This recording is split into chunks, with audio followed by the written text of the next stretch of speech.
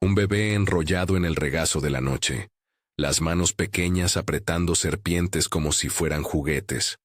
Una diosa, herida en su orgullo, acercándose sin querer al pecho que alimenta y derramando la leche que, al tocar el cielo, dibuja una banda de luz que los hombres llamarán Vía Láctea.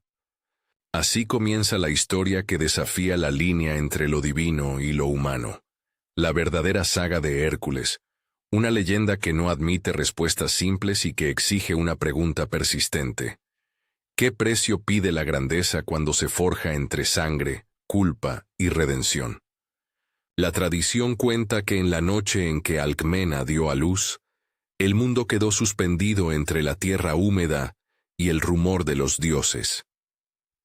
Zeus, hábil en las formas y en las seducciones del destino, había tomado la figura de anfitrión para acercarse a ella. De ese encuentro nació Hércules, portador de una herencia que le haría tan grande como vulnerable, mitad divino por la chispa paterna, mitad mortal por la carne que lo arrastraría hacia la derrota y la compasión. A su lado Ificles, el hijo de Anfitrión con Alcmena, crecería como sombra humana del héroe. La casa palaciega se llenó de asombro y susurros. Unos veían un salvador, otros un presagio de tormenta. Desde los primeros días hubo señales que nadie pudo ignorar. Cuando la cuna aún olía a heno y leche, 2 serpientes se deslizaron hasta donde un infante dormía. Los criados huyeron, porque conocían el peligro y la superstición, pero el pequeño despertó y en su mano halló el tamaño del mundo. Estranguló a las serpientes con un gesto que no pertenecía a ningún niño, y dejó sobre la noche una silenciosa promesa. Su fuerza no era solo un don, sino un augurio de confrontación. Las voces que observaban lo llamaron más fuerte que un hombre, y algunas, ya en el eco de los años, susurraron que había en él un pulso de otra naturaleza. Pero los dioses miraban con distintos ojos. Hera, esposa de Zeus, sintió en ese hervor del linaje una afrenta que no perdonaría. No solo se veía engañada por la infidelidad, en cada hijo ilegítimo de Zeus veía una prueba de su humillación. Así Hera, cuya rabia se forjaba lentamente como hierro al rojo, decidió que su venganza sería larga y metódica. No atacó con furia desatada desde el comienzo. La manera de los dioses muchas veces es paciente, y los mortales suelen confundir la espera con la clemencia. La juventud de Hércules fue un campo de pruebas tejido por ambas naturalezas. Su cuerpo creció como un roble que no pide permiso. Su fuerza rompía puertas, partía yuntas y levantaba piedras que parecían montes. Pero con cada hazaña de fuerza también venía la sombra de la vulnerabilidad, el rostro humano que lloraba por la rueda de los años y la mirada que podía sentirse extraña en su propio cuerpo. En palacio se hablaba de proezas y de premoniciones. En los caminos, de peleas en tabernas y de rescates impensados. Hércules aprendió a emplear la fuerza, pero también a medirla. Sintió por primera vez que la fuerza, sin medida, podía volverse cadena. La tragedia que selló la primera gran grieta en su vida llegó en silencio, con la mano invisible de Hera. Según la tradición, la diosa envió sobre su espíritu una locura como lluvia de verano, súbita, cáustica y total. En un arrebato que nadie que lo conociera hubiera imaginado, Hércules mató a quienes le eran más cercanos, no como un guerrero en el campo de batalla, sino en el desgarro íntimo que rompe por dentro. Cuando la cordura volvió, vino la carne del arrepentimiento. Su dolor fue un abismo donde la vergüenza se convirtió en compañero perpetuo. La culpa no se ofrece a la expiación por sí sola, necesita un rito, una prueba visible que restituya el equilibrio entre acción y reparación. Fue así que el camino de Hércules cambió de rumbo. No fue la voluntad de él quien trazó la ruta, sino la necesidad impuesta por la tradición y por el propio castigo, servir a Euristeo, rey de Micenas, y someterse a las tareas que aquel señor le impusiera. Los 12 trabajos, que en la boca de los poetas perduran como relatos de valentía, no son simples encargos físicos. Se conciben también como un largo proceso de purificación, una terapia ritual que fuerza al héroe a mirar sus monstruos no solo con los puños sino con la mente. Euristeo, escondido por entre las paredes de su palacio, dictaría pruebas que parecían diseñadas para explorar cada faceta de ese nombre: fuerza, ingenio, resistencia, la capacidad de sufrir sin ceder. Primer desafío: el león de Nemea. La bestia habitaba en unas cuevas que olían a humedad y a muerte. Su pelaje era una coraza que rechazaba cuchillas y lanzas. Los lugareños hablaban de un rugido que hacía vibrar las copas de los árboles y de huellas que parecían haber nacido en piedra. Hércules llegó con el polvo de las sendas en las sandalias y la determinación en la voz. No buscó gloria vana. Comprendió que esa piel impenetrable era más que un enemigo físico. Era la esfera de lo indomable. La prueba de que no toda violencia se vence con violencia idéntica. Combatió con sus manos, porque las armas se rompían, y en la garganta de la bestia apretó el aliento, hasta que el león no pudo más. Luego, la tarea más simbólica: flensear el cadáver y usar la propia fuerza para convertir la piel en armadura. Vestido con ese cuero, Hércules se volvió sombra también. Un hombre que escondía su humanidad tras la coraza de lo invencible. Era, quizás sin quererlo, una metáfora viviente.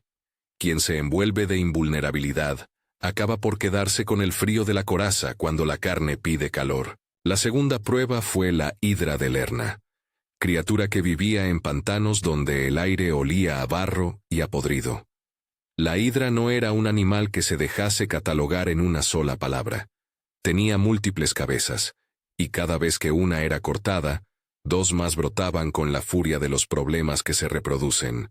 Salió del pantano un hedor a hierro y a estancamiento, y el héroe supo pronto que la fuerza bruta sería insuficiente. Fue Iolao, su sobrino y compañero fiel, quien ofreció la astucia necesaria. Mientras Hércules cortaba, Iolao cauterizaba para impedir la multiplicación de la herida. En esa alianza se revela algo esencial de la saga. El héroe, aunque posea fuerza desmesurada, no contrae el mundo en soledad. Necesita manos que completen lo que su propio impulso no alcanza. La hidra enseñó que hay males que requieren fuego para sellar la raíz, que las soluciones provisionales alimentan la repetición del mal. Y quedó la imagen sonora: el silencio después de la lucha, el chasquido de la brasa, la charca que devuelve el eco de la victoria. La tercera tarea parecía, a primera vista, menos violenta, pero exigió a Hércules la paciencia de la caza y el respeto por lo sagrado. Capturar viva a la cierva de Serinia, animal consagrado a Artemisa, cuyo paso dejaba huellas en el bosque como si fueran plegarias. La cierva tenía cuernos de oro y pezuñas que no dejaban marca en el corazón de la tierra. Su velocidad era la del viento que conoce atajos por la cumbre de los montes. Hércules persiguió durante un año entero, y la tarea no se resolvió por la fuerza, sino por la contención. Atreverse a capturar sin herir, sostener sin quebrar lo que pertenece a la esfera de lo divino. Esa es la lección que dejó la cierva. En la mansedumbre de su captura, el héroe aprendió a ejercer poder sin aniquilar, a obrar con templanza cuando la sangre pedía estragos. La cuarta prueba lo lanzó de nuevo al barro del combate. El jabalí de Erimanto, animal que devastaba campos y sembraba temor entre aldeas. Este jabalí olía a hierro y a barro fresco. Su furia no distinguía entre cultivos y hombres. Hércules lo arrancó de su guarida con una combinación de fuerza y de astucia.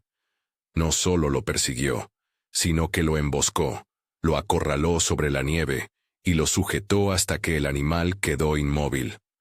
La imagen quedó en la memoria de quienes contaron la historia. Un hombre sudoroso, con la barba enmarañada por el polvo de la batalla, sosteniendo con sus brazos el vigor de la bestia. Estos primeros trabajos dibujan una progresión. El héroe pasa de la confrontación absoluta a la mesura necesaria para dominar no solo el monstruo, sino también la propia cólera. Tras estas primeras hazañas, la narración exige una pausa interpretativa. ¿Qué nos dicen estas pruebas si las leemos más allá de la mitología? El león habla de la coraza que construimos para que el mundo no nos hiera. La hidra simboliza los males que, si no se atacan en la raíz, regresan multiplicados. La cierva enseña la contención frente a lo sagrado. El jabalí representa la furia ciega que arrasa sin propósito. Juntas, las bestias son figuras de los conflictos que el ser humano enfrenta internamente. Orgullo, repetición de errores, tentación de violencia y la necesidad de aprender el control. Hércules encarna en ese sentido una lección antigua. La fuerza que no se acompaña de sabiduría termina por ser su propia cárcel. En el palacio de Euristeo, los que observaban desde la distancia tejían relatos que mezclaban admiración y temor. El rey, desde su recoveco de poder, dictaba los trabajos con una mezcla de desprecio y oportunismo. Ellos servían no solo para purificar, sino para afirmar la limitación del héroe ante la autoridad. Cada encargo era también una forma de control, hacer que el gran hombre demostrase, una y otra vez, la proporcionalidad de su obrar. Desde esa perspectiva, los trabajos se leen como un ritual de humillación revestido de gloria. El héroe debería probar su valía sin reclamar un trono. Los caminos de Hércules no solo se llenaron de bestias, también lo atravesaron figuras divinas y mediadoras.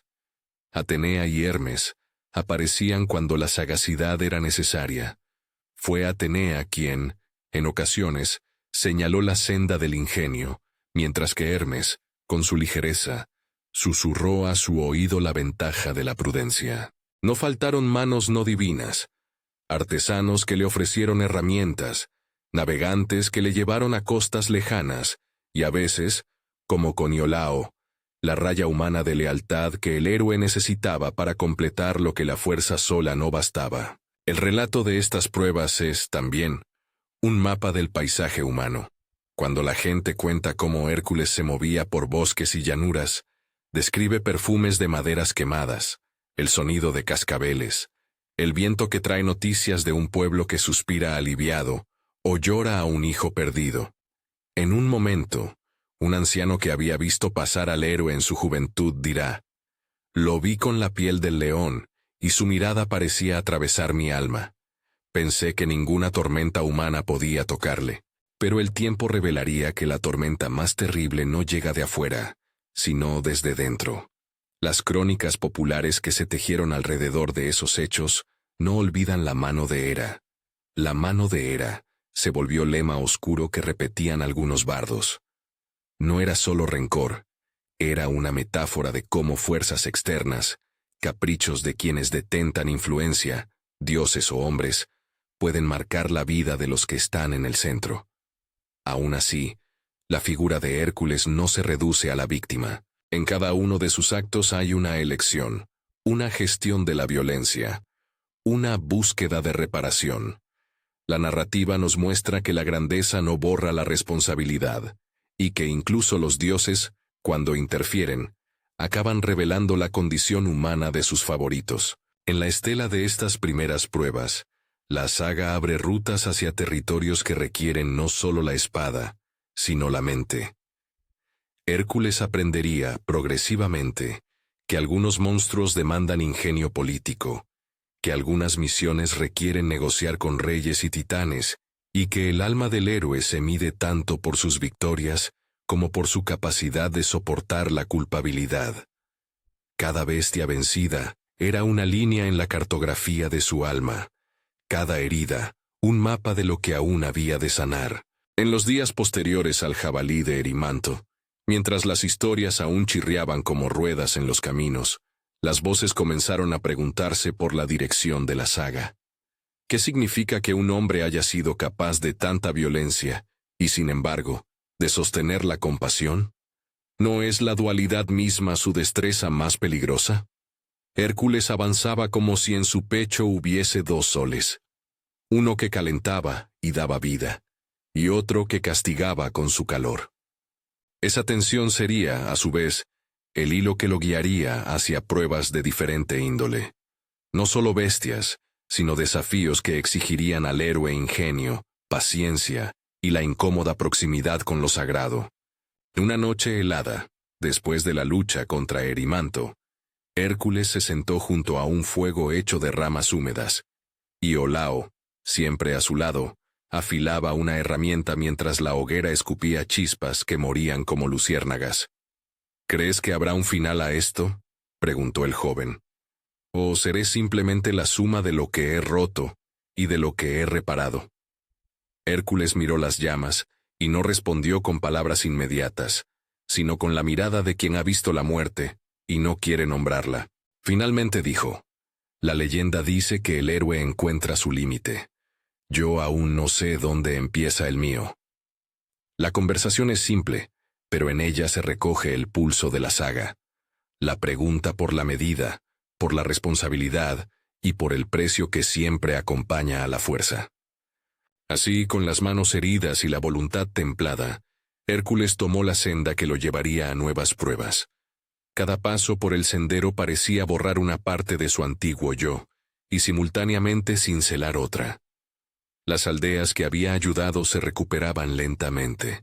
En sus plazas se colgaban estandartes que representaban su victoria, pero las preguntas persistían como sombras detrás de esos trofeos.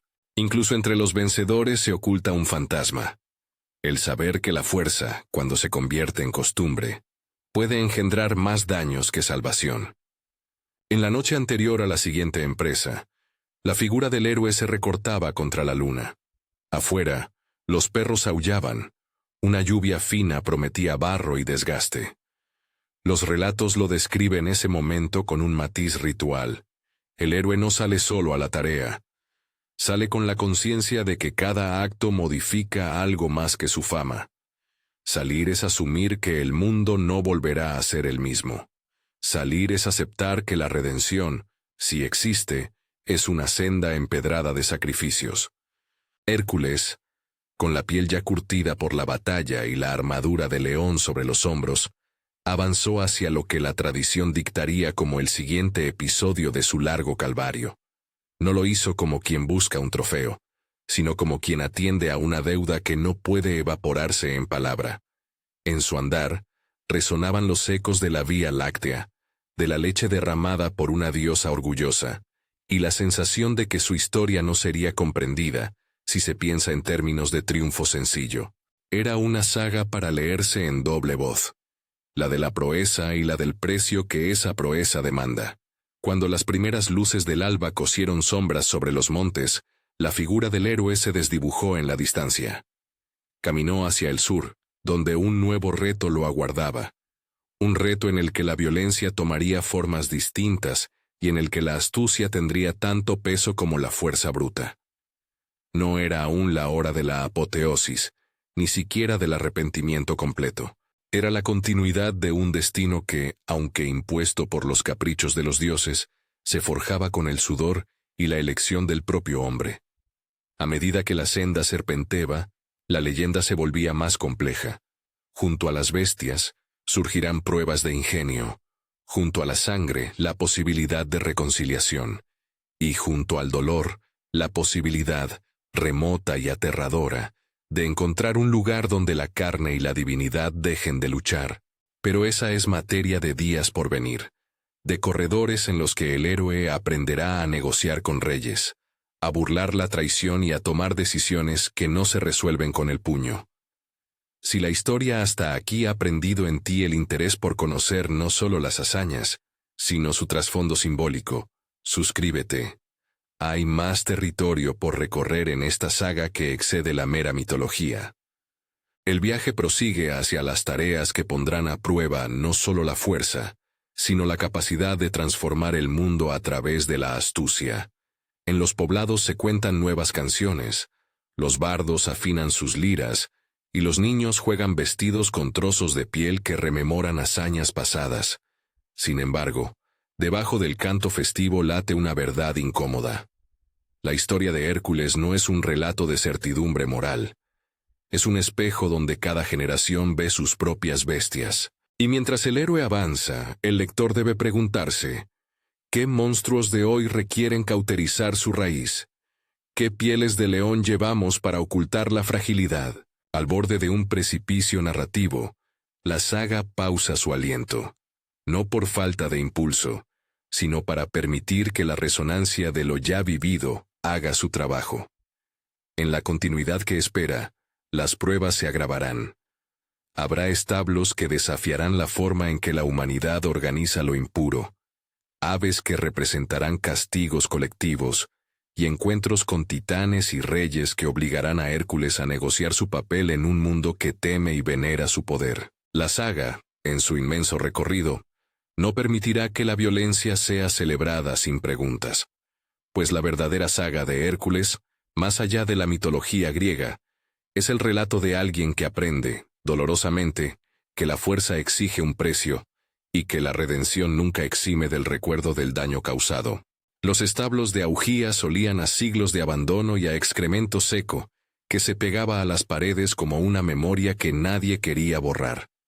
Según la tradición, el rey Augías poseía rebaños incontables, y sus corrales no se habían limpiado en años.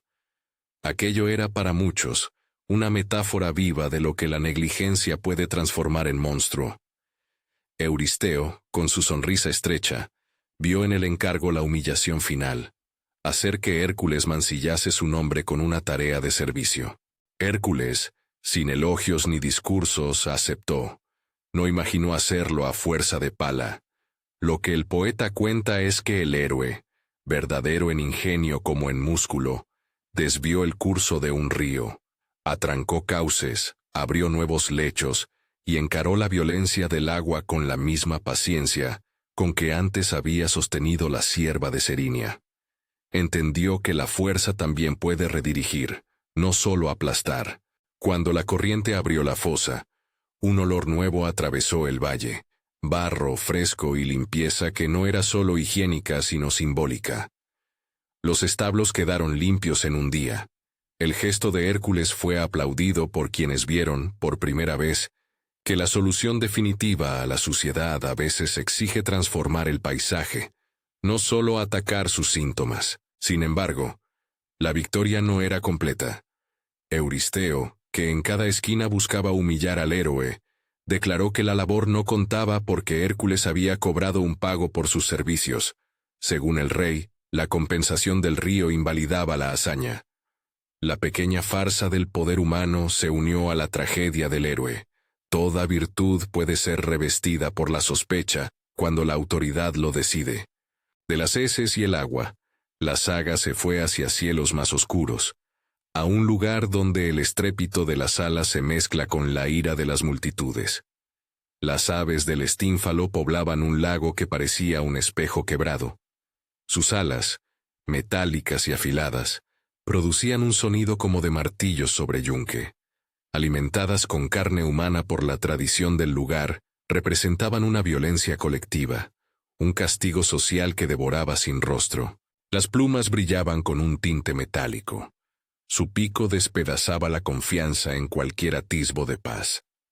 Hércules llegó con redes tejidas por artesanos, con consejos de dioses. Atenea sugirió la idea del estrépito que confundiría a las aves. Hefesto prestó un instrumento rumoroso. Fue el ruido lo que, según la leyenda, las obligó a alzar el vuelo en masa, y Hércules, desde una posición segura, las abatió con proyectiles y trampas. El campo quedó lleno de plumas y del olor cortante de la pólvora de la naturaleza. La victoria, limpia y terrible, fue un recordatorio de que los castigos colectivos requieren algo más que fuerza. Requieren la destreza de quien comprende la costumbre de la bestia y la convierte en arma. El toro de Creta aguardaba en la isla como si su presencia fuese un reclamo para la memoria. Hijo del mar y de las bestias que vagan en la espuma, era un animal de furia brava, lanzado por Poseidón como ofrenda o venganza, según cuentan las voces antiguas. Hércules navegó hasta Creta y, tras luchar con la bestia, lo llevó encadenado hasta donde el rey deseaba, mostrando una vez más que su territorio no conocía límites. Del mar hasta la llanura, su paso dejaba un rastro de asombro. Algunos poetas susurran que el toro simboliza la potencia irracional de los impulsos, esa fuerza centrífuga que, sin un freno, puede volcar ciudades enteras.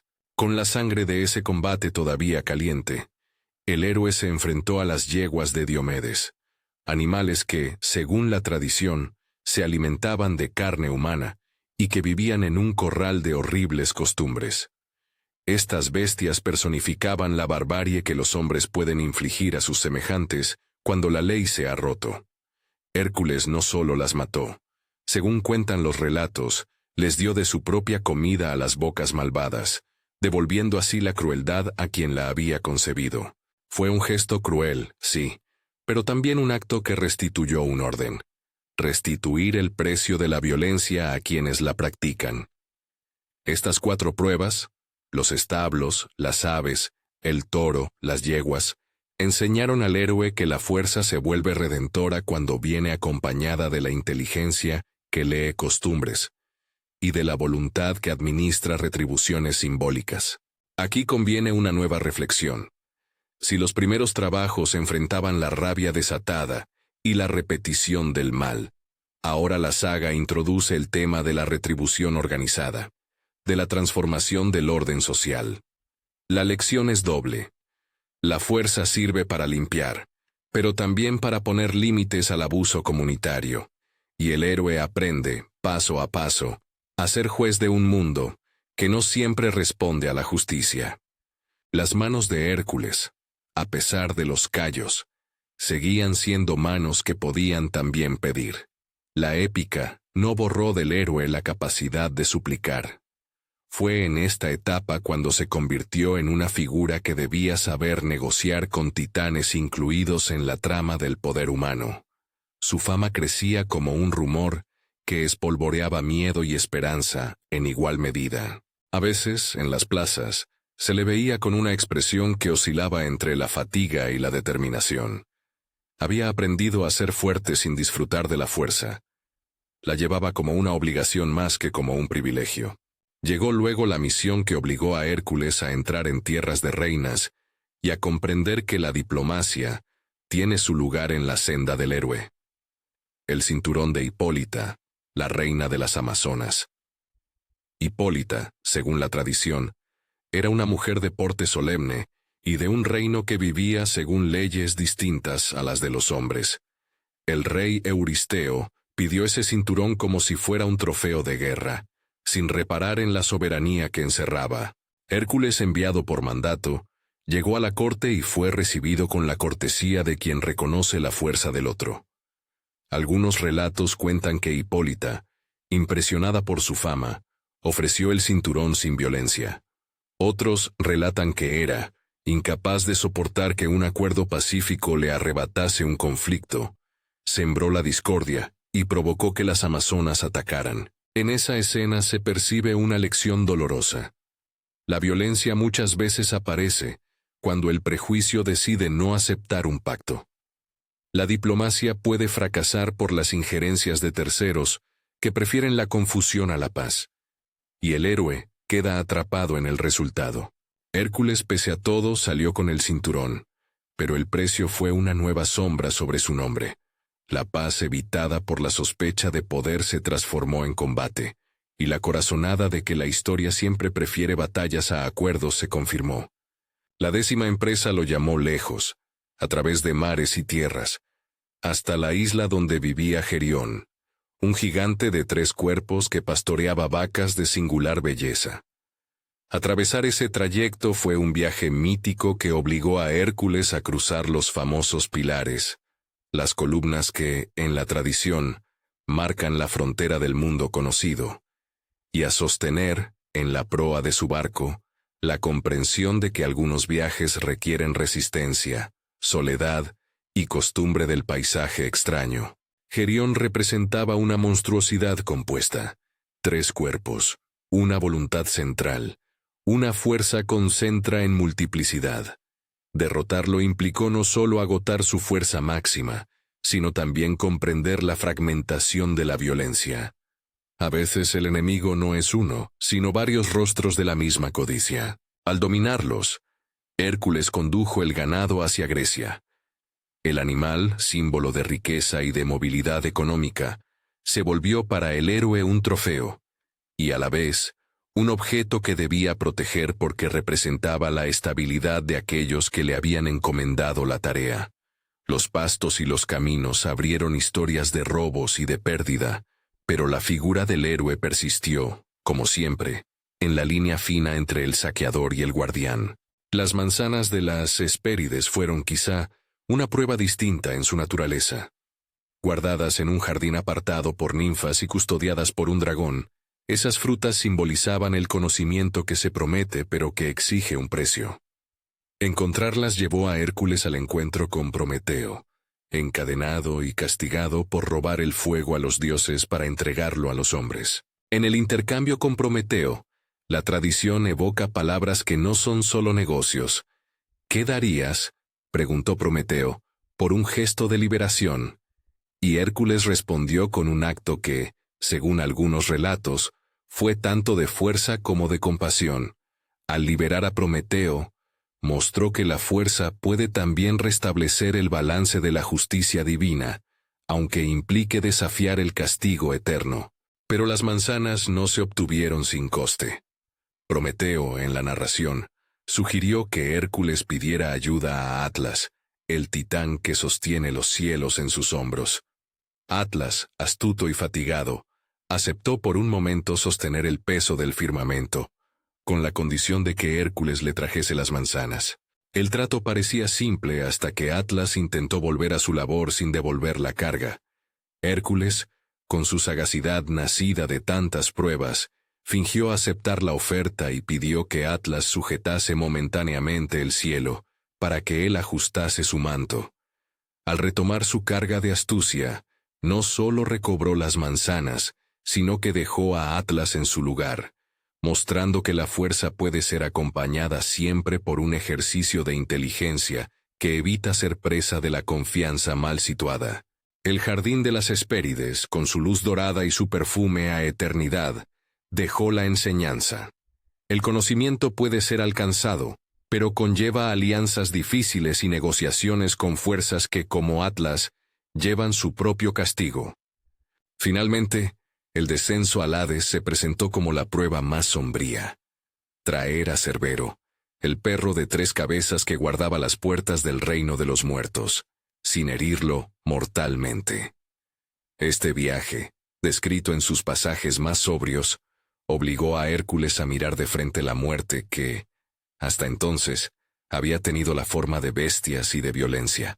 Cruzar el inframundo fue caminar por pasillos, donde el frío olía a hierro y a lágrimas. Las sombras hablaban con voces apagadas, y los ríos como el Aqueronte contaban historias de olvido. En ese lugar, los sentidos se alteran, el sonido queda entumecido, y la piel se vuelve sensible a la ausencia de luz. Hércules, según la proclama de los poetas, enfrentó a Cerbero en la entrada de aquel reino, y con su fuerza y su control, lo sometería sin matarlo, llevando al animal hasta Euristeo como prueba de una hazaña que cruzaba el umbral entre la vida y la muerte. Era un acto que no buscaba gloria para el cuerpo, sino entendimiento de la frontera última. Traer algo que pertenece a la muerte al mundo de los vivos, sin profanar su esencia. Al devolver al perro a su casa, la humanidad del héroe se hizo patente. Fue la demostración de que el dominio sobre la muerte no consiste en anularla, sino en reconocerla y devolverle su lugar. Antes de cerrar este tramo decisivo, conviene otra reflexión. Los trabajos finales no solo sumarizan la temática anterior. La serie culmina en una lección profunda sobre la relación del héroe con el límite. El trabajo con Atlas, la visita a Prometeo, el abrazo simbólico con la muerte en el Hades. Todo ello revela que la fuerza corporal debe complementarse con la sabiduría del manejo de responsabilidades y con la humildad del encuentro con lo indecible. Hércules, que en su inicio parecía solo un portento físico, demuestra que la grandeza más profunda exige comprensión, negociación y el reconocimiento del dolor compartido. Con las doblas de su jornada cerradas, la tradición dice que Euristeo, sin posibilidad de humillar más al héroe, otorgó la libertad que tanto había perseguido. Pero la libertad que encontró Hércules no lo devolvió a la simple calma. La vida que siguió estuvo marcada por episodios que no eran solo hazañas heroicas, sino heridas del corazón y errores que pagarían con sangre. La historia lo llevó a lugares donde la espada no era la única herramienta. Troya, por ejemplo, apareció en su camino no como la ciudad que los versos lateríos convertirían en leyenda guerrera, sino como un poblado saqueado donde Héctor aún no había escrito su nombre en la inmortalidad. La tradición lo declara partícipe de una rama de violencia que anticiparía a futuras tragedias. El héroe, en su paso, no siempre supo distinguir entre venganza legítima y saqueo. Fue en ese curso de días cuando conoció a Deianira, una mujer de semblante sereno, que despertó en Hércules algo parecido al reposo. El matrimonio en la tradición fue un intento de reparación íntima, una búsqueda de hogar después de años de campañas. Deianira, con su corazón frágil y sus miedos, parecía en la pareja la forma posible de la paz. Pero la historia, esa insistente maestra, nunca permite que el reposo sea sencillo. En el río donde la pareja cruzaba caminos, el centauro Neso ofreció ayuda. Cargó a Deianira en sus hombros para cruzar las aguas, y en ese acto, el engaño se escondió. Neso, traicionero, intentó violar a Deianira. Hércules, al enterarse, hirió al centauro con una flecha envenenada. Antes de morir, Neso, en un último gesto venenoso, le dijo a Deianira que guardase su sangre como un filtro fiel que asegurarían la fidelidad de su marido. La inocencia de Deianira la llevó a creer que el acto de Neso era un conjuro de amor. Años después, cuando la sospecha se apoderó de su corazón, temiendo perder a Hércules ante Iole u otras pasiones, tomó la sangre del centauro y la mezcló en una túnica que envió al héroe. La tela, lejos de ser el amuleto de amor que imaginó, se convirtió en corrosiva venganza. La sangre, mezclada con el veneno de la flecha de Hércules, quemó la carne de su portador de forma inextinguible. El ardor que la prenda provocó le quitó a Hércules la tranquilidad y lo llevó a una situación de dolor tan intenso que el fuego se volvió su liberación final. La agonía de Hércules es uno de los episodios que la tradición narra con mayor dureza. Contemplarlo en su lecho de llamas es ver cómo la carne, después de siglos de hazañas, reclama la reposición última de todo el sufrimiento acumulado. Deianira, destrozada por la culpa, se apartó en silencio. Algunos dicen que se quitó la vida, otros que vivió con la pena. Nessus, que había mentido, dejó en su huida el regalo venenoso, la túnica que sería la causa de la muerte. Y Hércules, en su tormento, comprendió que la redención estaba próxima, pero que vendría mediante un sacrificio que no era el pago de una sola vida, sino la conclusión ritual de una historia doliente. Antes de concluir su historia en la superficie, el héroe pidió un funeral digno. Los ritos de la época, según los relatos, exigían que el cuerpo fuera purificado y consumido por el fuego.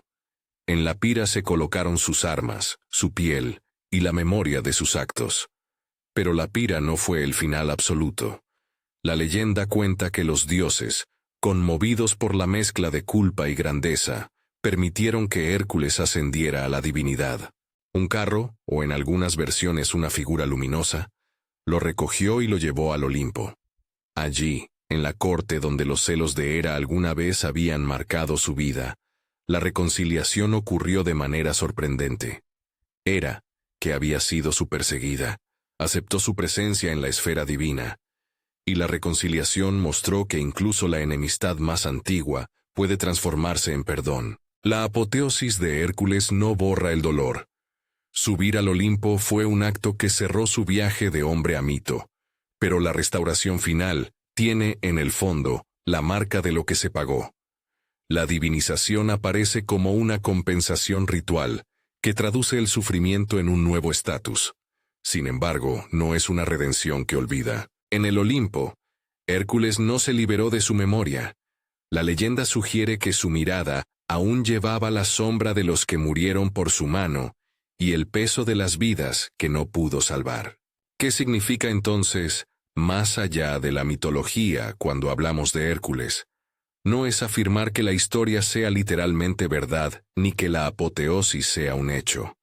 Es, en cambio, leer la figura como un arquetipo que atraviesa culturas y épocas, el héroe que exige un precio por su fuerza, el hombre que debe pagar por la violencia que desencadena, y la idea de que la divinidad puede ser, en la narrativa, una forma de reparar o de mitigar el dolor. Hércules nos interpela en la dirección de nuestras propias bestias. La compulsión por dominar, la repetición de agravios, la tentación de creer que la fuerza es una excusa. La saga concluye con imágenes que arden en la memoria colectiva. Un hombre envuelto en llamas que no halla reposo en su carne, pero que al elevarse, encuentra un lugar entre los inmortales. Una diosa que, después de perseguir, concede perdón. Una lección que no se reduce a moraleja simple. La verdadera saga de Hércules nos deja, en el último aliento, una pregunta. ¿Qué monstruos modernos deberíamos enfrentar con astucia? ¿Y qué pieles nos servimos para ocultar la fragilidad? Hoy, cuando los ecos de esta historia resuenan en museos, en poesía y en el cine, Hércules no es solo un personaje de fuerza, es un espejo. Lo que aprende la persona contemporánea al escuchar esta saga no es una técnica para vencer dragones, sino una invitación a revisar la relación entre poder y responsabilidad. En tiempos donde la aceleración y la fuerza simbólica se vuelven moneda corriente, su ejemplo nos recuerda la necesidad de emplear la fuerza con medida, de buscar alianzas que complementen nuestras faltas, de entender la repetición de la hidra como una llamada a tratar la raíz del mal, y no su apariencia. La leyenda, no sujeta a la factualidad histórica, actúa como una caja de herramientas simbólicas. Para el psicólogo, Hércules es el sujeto que debe integrar su sombra. Para el político, la advertencia de que el poder sin control produce daños que la política rutinaria no puede sanar. Para el artista, un mito que revela que la cultura se renueva en la narración del dolor y su reparación. Ninguna de estas lecturas es definitiva. Todas son interpretaciones que toman la figura como espejo. Pequeña nota sobre el orden narrativo. El guión ha mantenido la secuencia tradicional de los 12 trabajos según la tradición clásica.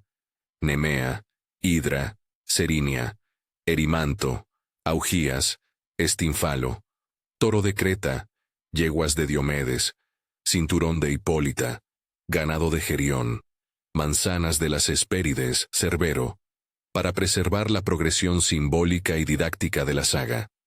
Cualquier mínima adaptación ha sido motivada por la necesidad de cohesión narrativa y de enfatizar la lectura más allá de cada prueba. Si esta travesía por la carne y por el mito ha resonado contigo, comparte en los comentarios cuál es el monstruo moderno que crees que necesita ser enfrentado y cómo lo harías. Con fuerza, con astucia o con un pacto inesperado. Y si quieres seguir navegando por los mitos que siguen hablando de nosotros, mira el video relacionado sobre arquetipos heroicos que aparece en nuestra lista.